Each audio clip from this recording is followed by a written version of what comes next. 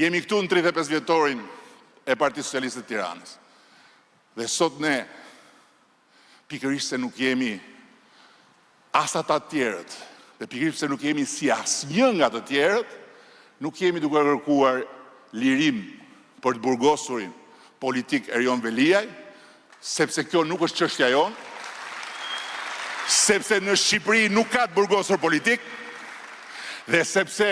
sado e dhimbshme të jetë mungesa e tij, sado e padrejtë të na duket ne,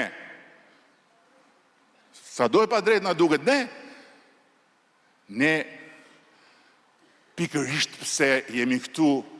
për të bërë histori dhe për t'i lënë fëmijëve tanë një Shqipëri tjetër, kemi vetëm një detyrë jashtëzakonisht vështirë, detyrën që Fatos Nano e kreu më së miri, duke